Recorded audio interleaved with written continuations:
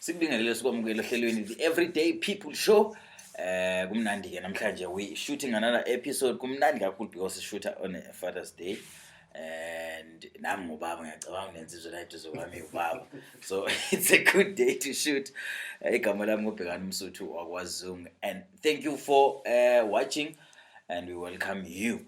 As usual, sihlezi ke siphethe abantu who are interesting, abantu who have a story to tell, abantu who are doing things with community, because this show is all about people who are making a difference kubo nase umphakathi nje as a whole. Lensizwa ke hleli la eduze kwami angazi ngizoqala ngima ngithi ngiyayichaza ngichaza ukuthi insizwe njani, kodwa all I know ukuthi ngelinye ilanga my brother ngeke ngapost on Facebook and I said ubani ngakini mangathi wa choose umuntu ongaba ikhansela ngakini, but ongasiyona ipolitician.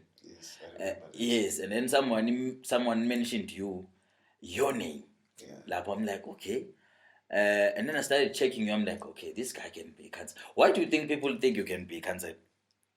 Okay. No, awuqala umuntu akabonke for i-invitation. Yeah. Nokuthi ngikwazi ukuphumelela namhlanje sibona. Yeah. I know it's been a long time invitation ngayithola, but one has been busy. Yeah. No, for to into engayisho ukuthi ngumuntu othandayo ukusebenzela umphakathi, entweni engizenzayo I'm dedicated and committed to into ezi-uplift umphakathi, and enye into ekhona ngami, if ngisho into I stick to it. I don't go around and change my statement on the next day because into ayisahambi ngale, but into mangishilo I stand firm to it ukuthi yebo yiyo le iyenzeka. So I'm the man of the principles. What is it exactly that you do every day? Okay. Usakhile Mthabela umuntu ophila ne-HIV. So since I'm HIV positive, I'm also an activist.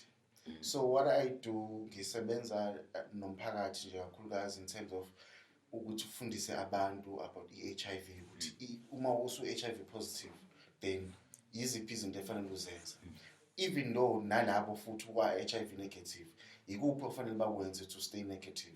So I encourage abantu nje ukuthi baphile healthy lifestyle and nje banikeze lelo gqozu nalabo sebe-HIV positive. You know what? Now usengaphila isikhathi eside because mina I've been HIV positive now for 18 years. 18 years? Yes, 18 years. I was diagnosed when I was 20 years old. Ngangisaqala nje impilo uqala ukuthi impilo iyaqala, then usathane wambamba, then konakala. Kodwa ke I've never looked back ngasitshela ukuthi you know what, sekuzomoshakala impilo yami ayisekho, ngigive up. Yes, there was those challenges kusaqala ukuthi nje after ngisanda kuthola i-status sami, but I asked myself one question ukuthi ngifuna ukuphila kanjena with being in denial for the rest of my life, ngifuna lento ingidle ngize ngishone, or do I want to make a change in my life? Then I made a choice to know what I want to make a choice. I mean I want to make a change in my life. Ukuthi ngi-HIV positive, that doesn't mean ukuthi I will not be able to reach my goals. So then from there then I started to be positive ngempilo. Okay, you're saying it's been 18 years now. Uthole ukuthi positive una 20. I was 20 years old. 20 years. Yes, because now I'm 38. You can imagine we were so young. And ngaleso sikhathi nami ngeke ngaba 20 years old. And that's the time where you feel like you can actually do anything. Amantombazana khona and everything, and then you find. How did it make you feel at that particular time, finding out actually you're HIV positive? Well, I was very I was heartbroken because impilo yami ngayibona ngathi isisekupheleni. Because at that time indaba ye-treatment kwakuseyinto enzima ukuthi itholakale noma uma uyithola, but uyithola emva kwesikhathi eside. So after i-CD4 count yakhe isiku-level ethile. So kwangenza nje ngana uba ashamed ukuthi I'm one of those people abazoshona, you know, abantu bazombona emgaqweni nomlomo opinki nenwele ephezelayo. You know, I was like, life isinzima ke life manje, but kunye kwezinto lokho kwangenza ukuthi ngibe nogqozi nwa izinto zingashintsha. Were you mhlambe mangabe kanjani? Umuntu othanda amantombazane, because vele i-HIV ijwayele ukuyamaniswa nomuntu kuthiwa mhlawumbe ngabe uwumuntu who's all over the place, but siyazi ukuthi noma kuthiwa umuntu right kuyenzeka uhlangane nomuntu olusiyena akekho right. Were you that person at that time who was all over the place, mhlawumbe sleeping with different partners and doing messy things, or kwaba into nje that just happened but you were not that type of a person? Well, to be quite honest, ngangasele umuntu lo because ngangisumfanyana nje usakhula ngisaqala ukubona impilo, and ngikhumbula kahle that time bengisebenza esaluni, kunesaluni ekhona edrobheni nje ngisebenza nabafowethu, so kwakune party emsebenzini ayikhona. So kuthe ephathini omunye ucolleague wami wafika wamema abangani bakhe, so bafika, well kwabantu abathe ukukhula kinama abangani bakhe, so then sesiphuzile ke nje uyazi nami nasebethinta ukuthinta kayo cela uxoxa ke nontombazana hayi sivumelana ukuthi hayi noma kuphela after iphathi le siyahamba nje sobabili, kwayiloko nje vele ungasasidlele vele. Nangampela sahambela sayile ekhaya kwakuthi vele umuntu usedlile kwenza okwenzakalayo. Then the next morning, sadly, it was a very painful Sunday morning because the party was Saturday night. Sunday morning yakhona suke ke nontombazane lo sihambe naye siye edolobheni because I remember nontombazane wayesebenza eSportnet at that time. So masuka ke naye nontombazane ayisambe ethi niyongena ngo-10 emsebenzini, hayi sibuke size down ekuseni adilike kagibela imoto esahangale phezulu, then ngihambe ngiyongena emsebenzini because isalona eseduzane nje kwami kwa-taxi rank. Mangifika emsebenzini then umngane wakathi I hope i-condom nisebenzisile because umngane wami is HIV positive. You know what my kusho lokho mfethu? I was like, Jesus Christ, why didn't you tell me last night? Just warn me. Give me a warning. Please, whatever happened, use protect yourself. Yeah. But I guess I was drunk and I said, okay, fine. And back then, I ngekho amaphilisi la sekhona manje la okuvikela like i-post exposure prophylaxis abathi uPrep ngimabeli nqamlela. And if at that time I knew about them, it was going to be easier for me because nango share then they konke ngithi mangizwe nje gijima ngeclinic ngiyofuna wona, but information ayingekho nawo ayengekho. So I was like, okay, then that's it. This is it. So ngahlalela nje with that thing in mind ukuthi ngilale nomuntu HIV positive. And at that time I was a blood donor because umamncane wami was a blood donor, so she always encouraged me ukuthi ngibe a blood donor. So kwakuyinto engangiyenza regularly. So it took me about 7 months to go and donate again. So ngithema ngiyodonate again, nganginale fear le ukuthi I might be positive, I may not be positive. But ngahamba ngadonate. After a few weeks kwabuya incwadi from ama-blood donors, and then incwadi yakhona mangiyivula athi angithatha incwadi ngise eklinikhi eseduzane ngihambe nayo. Then that's when I found it out that I'm HIV positive. It was not ukuthi ngeklinikhi ngayitesta. No, it was ukuthi ngizwile ngomuntu engitshela ukuthi umuntu engilale nayo HIV positive. Then I waited some time, then kwasebuya incwadi after ngidonate ngegazi kwayiyona engitshelayo. So at that time I did not have i-counseling ukuthi now umqondo wami ukwazi ube ready whatever happens ama results akhonanga. But already ngase ngazi ukuthi njengoba ngivula le ncwadi because I've been donating and bakusendele anything yabo. So now after the incident now sekuzofika incwadi. So ngathi mangivula incwadi nganginalo uvalo yabo. But ngathi okay, vele I'm a strong person, let me see what ama results akhona thini. So you go to a clinic, you test now, ne? Well, for me, because already ngase ngizwile ukuthi umuntu positive. Now sekufika le ncwadi. And ngathi, you know what, there's no need for me to go to a clinic because now it's confirmed. But le ncwadi i-confirmation yokuthi I'm HIV positive. So I might just go to the clinic, beyo-check-a lezinto efanele basi-check-e, but into ezokwenza eclinic bazongitesta, ba-check-ele bona, bangitshela ukuthi I'm positive. So I said, let me just leave it like that.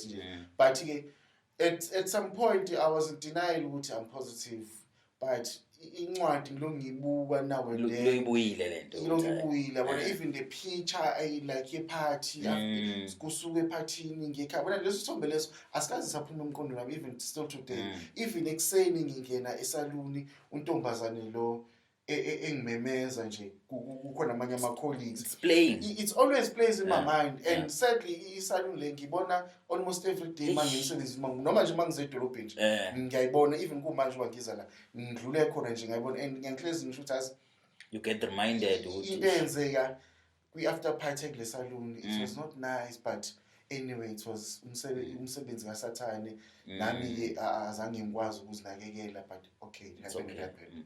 Yeah. So when did you confirm? So you told incwadi doesn't say much. You just go to a clinic. You confirm and would actually you are HIV positive. Well, the confirmation I did it after 2 years because I was still in denial with I'm HIV positive. Then after 2 years, my clinic, then man fee clinic test the guy no Sakhile positive. Then man tata magazi before check I go CD4 county. Yeah. Then ngazi lapho from there but no I'm HIV positive for real now. Just not a confirmation I can imagine. Even now, I feel like abantu now they understand more about HIV and AIDS more than back then. It's who do you go to first? Who is the first person when you find out you are HIV positive that you go to and you say, you know what? Who's the first person you tell would you have HIV? Well, it depends. The first person that you can always go to is someone that you can trust. Or someone that onaleyo trust in noma naleyo bond na ukuthi lo ngiyamazi umuntu engihlezi ngithi manginenkinga anginikeze ihlombe lakhe angiduduze so namanje kule nkinga esengibhekene nayo I know yena umuntu ongakwazi ungiduduza and yena umuntu futhi ongakwazi ukuthi agcine le mfihlo phakathi kwethu babili because i-status somuntu secret akufani nesami it's out there in public because I'm an activist wonke umuntu ku social media uyazi ukuthi I'm HIV positive but omunye umuntu ofika eduze kwakho athi mfethu nansi inkinga sengiclinic. Who was that person for you? Who was that person that you went to? Mina ngiqamba manga at that time azange ngibe naye umuntu oqala engiyakeni kwakunzima nje it's something that I kept it mina ngaphakathi because I was still in denial. So ithema iloku ngidla lento iloku ngidla because I remember at some point I wanted to commit suicide because I told myself, you know what, I'm still young. I mean ngizophila kanjani nalento because isisempilo nami and it's here forever. Yes. So I was ngaba my attempt to suicide which was not successful and I said yes it's not successful and when was it why it was successful but today sengiyabona ukuthi why ayekho successful ama attempts because uNkulunkulu wathi Sakhile ima kancane your turn is coming. I want to use you in the near future and now God is using me ukuthi to spread out message kubantu because the only into engiyitshela nami ukuthi I'm the messenger of God to preach izwi about the HIV emphakathini because if mongena ku inbox wami ku Facebook you find ama messages amaningi from different people abanye abantu engisondelene nabo but who are always besaba ukukhuluma nami face to face but you'll find ukuthi mongena ku Facebook inbox you'll get ama messages uthi how lo muntu because sibonene naye ngalelela siyaxoxa naye but then why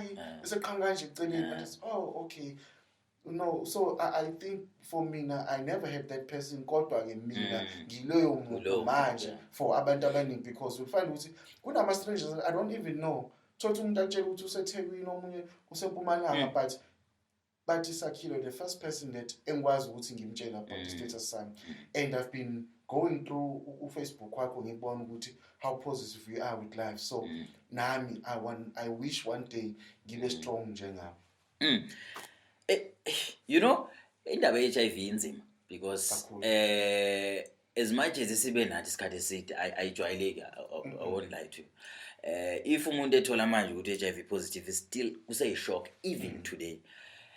When did you decide when you know what angizokuthula ngalento I'm gonna speak out and so that I can help abanye abantu who are actually HIV positive. Nanokuthi you had a choice. Some people by HIV positive, by Tulele, not telling anyone.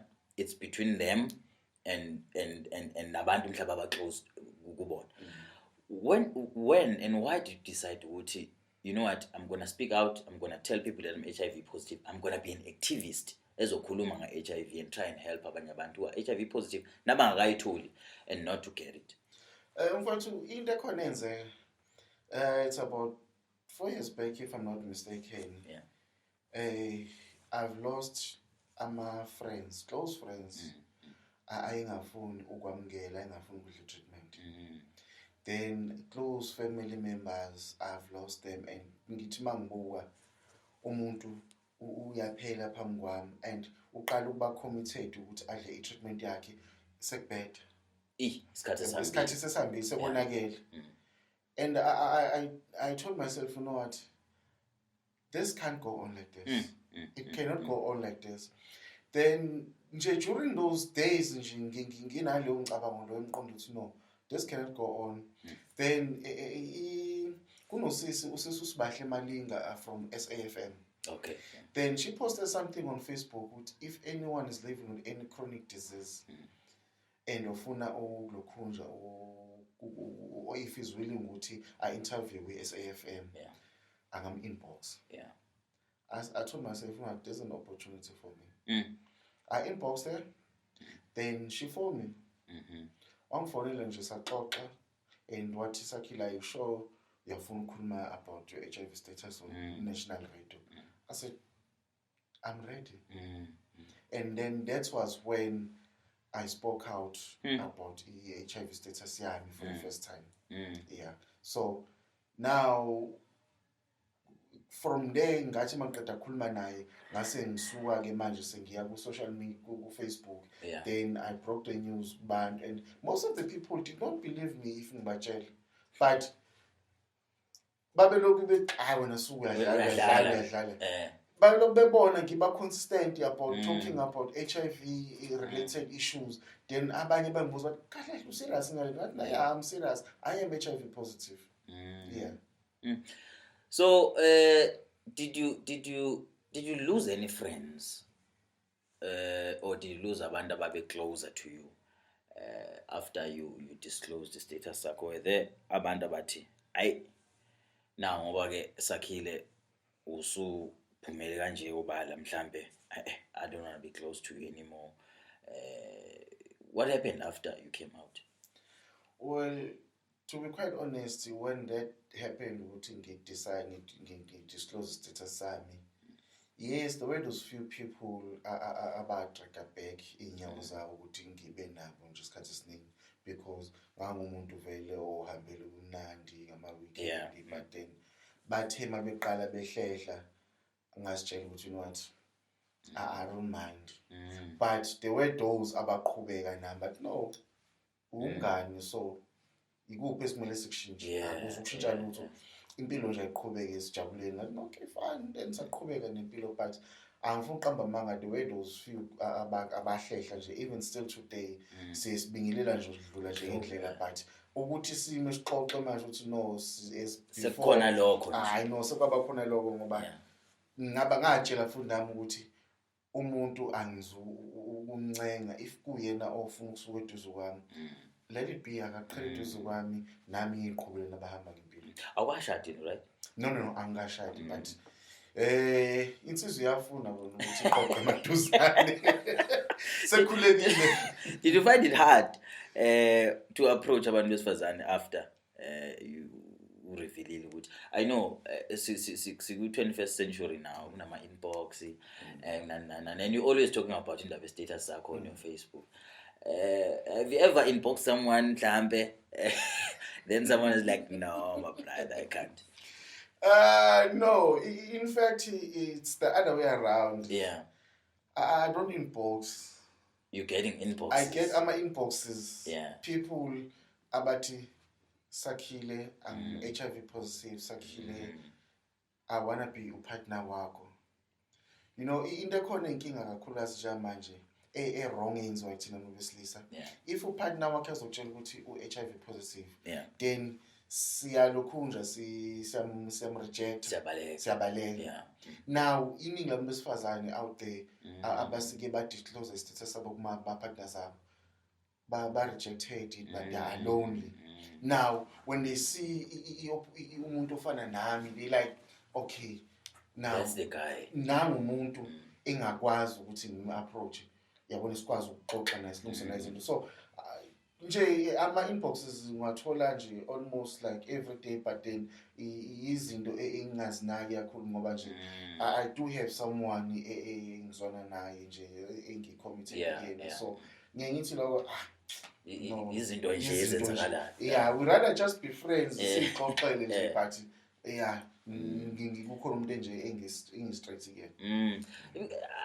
I've seen you mangibuka ngichecka your social media, you also doing a lot of other things beside being an HIV activist. Active endaweni ethi into LGBTIQ. Ngibone somewhere one of your posts unikeza osisi laba abasebenza emgaqweni some of the things. You know, omunye umuntu will ask why uyihlupha, why ungazenzeli wena ube right and then you just relax like everyone else. Okay. Why? No, okay. Ngine position ekhona enginayo within Uthola district. I'm the chairperson of Uthola District Civil Society Forum. Yeah. So with Civil Society Forum, we've got ama sectors are 18 plus. So klama sector amanye awo is like youth sector, it's people living with HIV, women, men's sector, also sex workers, so or even LGBTI. So those sectors kumina yingane zami engisebenza ngazo ekufanele ngasonke isikhathi ngizinakekele regardless ukuthi baba LGBTI noma bama sex workers. But ngokuthi now I was elected ukuthi ngibe chairperson we civil society, akufanele ngibe specific to N21 for noma ngithi I will only focus on serve people living with HIV, but everyone within lama sectors awu 18 kufanele ngikwazi ukusebenza nabo. So kakhulukazi ama sex workers, abanye abantu engibathanda kakhulu laba, ngiyabathanda kakhulu labo sisi laba. We have understanding nabo because ngithi manje ngiyakubona ngibahambisela ama condom nama lubricants, sometimes ngibahambisela ama hygiene packs. Ngisehlale phansi nabanye sixoxa nje ngama circumstances abenza bafinyelele lapha. So mina nabo sesine-understanding ukuthi kukwenzakalani empilweni zabo. Even i-LGBTI abanye babantu aba-close kakhulu enhlizweni yami. So nje if mawuhlukumeza bona ufuna ukuthi uhlukumeza mina ngumuntu open kakhulu enhlizweni, and uma unginikeze i-task njengoba ngishilo ekuqaleni ukuthi nginikeze inhliziyo, ngikhiphe inhliziyo yami yonke ngiyenza. So even nale task yokuba u-chairperson we civil society, ngathi manje ngi-electwa for yona, ngathi I will make sure ukuthi I serve labantu laba ngokukhulu ukuthembeka kubona. So hence omunye wabalandeli bakho wathi if mathiwa nomuntu ongathiwa ngaba ikhansela ngaba yilona. It's because when I do something I dedicate myself into engiyenzayo. Nginalo ugqozi nofuqufuqu olukhulu lokubona abanye abantu beshintsha ezintweni abazenzayo, especially lezi zinto ezimbi noma kuma social issues la siqakile. Ngiyafisa ukuthi ngibe involved kakhulu kubona, ngibona ukuthi abantu bayithola impilo engcono. You know, it's very rare to ukuba khona kumuntu njengawe emphakathini, let's be honest, because most of the time, especially abantu besilisa, abantu besilisa sabantu abaziwa ukuthi we don't care, asikhuli nezinye izinto that esingayithathi serious.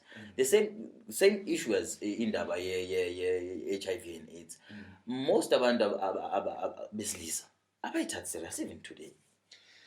Inkinga le abafuni ukuthatha serious. Yabona into ekhona ngomuntu wesilisa kakhulukazi, umuntu wesilisa akazwa nje uqala nokunakela impilo yakhe. Akane ndaba nempilo yakhe, because ukuya eclinic kubantu besilisa kukancane umuntu wesilisa eclinic. Uya eclinic sekonakele Esehanjiswa. esehanjiswa noma eqoqwa isimo ukuthi ya konakeleke manje kufanele clinic. Other than that nje ukuthi nje athi hayi ngi-right but khona ukuthile nje okuncane nje engakuboni kahle ake ngiyokucheck no uzoya ngoba nakho ngempela sekumqinile. But do you think we talk about those things amajita?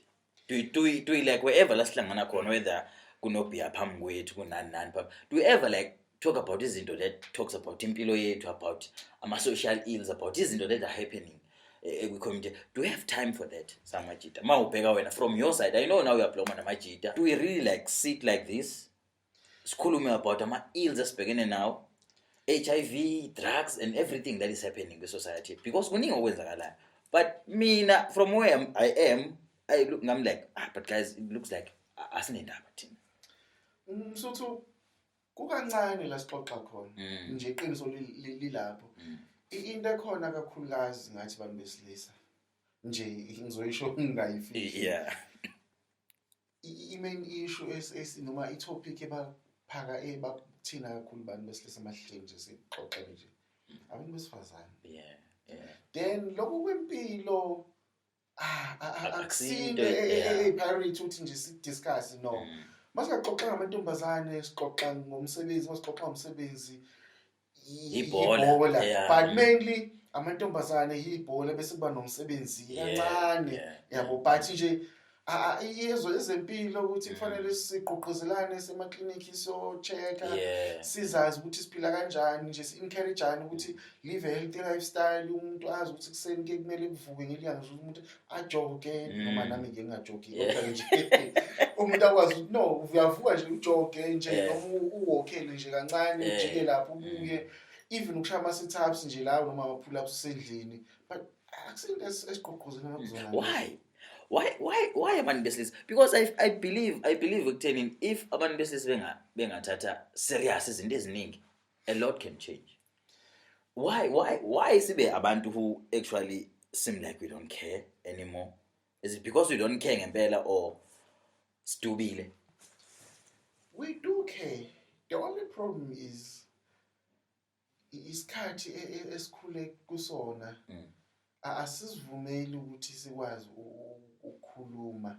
Angathi asisivumeli, sesivumeli qha nje ithina esinala mentality le ukuthi no man, why nginga-enjoy i-life namajita nje sixoxela ngokunye, but lokho main issue asifuni ukukhuluma. But now sometimes ngizibuza ukuthi why, but the time mangilokhunja ngi-encourage abantu ukuthi bathathe ama-ARVs abo uma be-positive okanye bahambe baye ekliniki, it's because ngifuna ukutriggerisha something kubantu. Yabona, if mangenza i-video clip ngizoyifaka kwi-social media, ngifuna ukuthi bena something abantu abayidiscussayo ngami. So the time bediscussa ngami, then bese le issue le iyavela ukuthi no, but lento akhuluma ngayo Sakhile ibalekile. Yebo, it's not ngoba nakho ngifuna i-attention noma nje ngifuna ukuba popular kubantu, no, but kunento engifuna ukuyitriggerisha kubantu ukuthi masuhleli Msuthu nomngani wakho bese uthi manje dazi niyambona losibani dazi uSakhile lento ayenzayo i-right noma i-wrong, nina majita nibona kanjani? So ngifuna ukuthi bese kuba khona leyo conversation. Leyo conversation improvoke nje something ukuthi ayitriggerishe lapha ngaphakathi ukuthi ukwazi ukuthi nikhulume lento, ngoba ngiyafuna ukuthi noma ngiyafisa ukuthi masingamajita ahleli indaba yokuqoqozelana ukuthi kusetshenziswa ama-condom. That should be the topic actually. Yes, umuntu uma e-positive akadli treatment yakhe ngendlela, futhi uma umazi umngane wakho ukuthi u-positive mugqugquzela uneze support nje ukuthi hayi khuleka mngane wami i-life izoba great. Izinto lezo engifisa ukuthi kube izinto ehlezi sizenza masingamajita ahleli ndawo, because amantombazane they always talk about izinto ezinhle ezakhanayo. They do. Yes, they do. But thina they do. Sixoxa opposite. Ibhola it's for fun and it's social, kusichitha isizungu. But now when it comes to my health issues, like men's health, into esingenandaba nayo. True. Kuneklinikhi ekhona la edrobheni labantu besilisa noma lamadoda, kodwa you'll find ukuthi abantu besilisa there are very very few abayakuyona abalisebenzisa lelo opportunity leyo. I ask myself why, because akuthathiwa hamba odressa le clinic la gcwele khona but iya la ozofika uthole khona unesi wesilisa ozokwazi ukusiza. Is it maybe isn't it because mhlambe abantu besilisa they have to be strong, they have to appear strong, noma kuthiwa awusekho strong but mhlawumbe uye eclinic kubuka njenge weakness ukuthi usuhleli because nami ngumjida nginalokho ukuthi eclinic I'm gonna be there sengilongishunduka no mama lapha, you know, all those things. Sishintsha kanje siguqula kanjani lo mqondo kubantu besilisa and say actually you can be vulnerable mawugula uyagula, hamba eclinic get help because uyagula. But abanye njengoba sikhuluma indaba ama-ARVs, abanye bayathatha ama-ARVs because basabala ukuthi bazofila as if, you know what, I'm not strong enough as a man. Sikushintsha kanjani, siguqula kanjani imiqondo yamadoda ekuthenini noma sihlangana samadoda izinto esikhuluma ngazo, singakhuluma ngebhola, singakhuluma ngamantombazane because at the end of the day siyaphila, but akube khona lokho esakhana ngakho nokuququzelana ukuthi bafethu icondom iyasetshenziswa, abantu besifazane baphathwa kahle, blah blah blah and all these things. Msuthu, it takes a real man ukuthi akwazi noma amukele ukuthi uyagula kufanele eclinic. Yeah. Into ekhona thina singani besilisa asifuni ukumotivateana sisodwa, that's number 1. Number 2, sibona ukuthi mawusugula noma moya eclinic uzobukeka njenge-failure noma njengomuntu weak. It's not that. Into ekhona uma ugula uyagula njengomuntu, akekho wathi umuntu wesilisa akagula. Number enye into futhi akekho wathi umuntu wesilisa akaphatheki kabi noma akabuthwala unzima. Yes.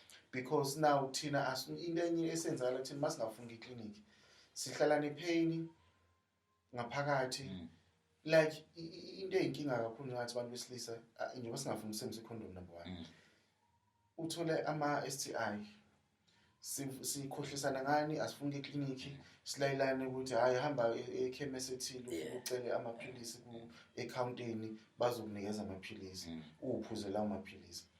Now awujovanga uthola umjovo ozokusiza ukuthi usebenze ungene egazini ubulale le infection, uclean. Now okwenzakalayo after 6 months iya-reappear futhi lokhunjani because manje isasekhona emzimbeni, azange ithole i-treatment efanele. 1 year wahamba nje wafuna iphilisi elithile over the counter, not the real philisi ofanele uthole. Now kubantu besilisa bese kukhandeka ilokhunjana bathi cancer, umdlavuza wesitho sangasese. Yes. Now kubangelwa yini lokho? Kubangelwa lamaphilisi lokuwaphuza ungafuni ukutreata ngendlela efanele. Now lento isiziyabulala ngaphakathi. Manje mawusunenkinga usuyaqala usuba njani, usuhluthuka umoya, usubanenhliziyo encane, usuhlumeza umuntu wakhe eduze kwakho.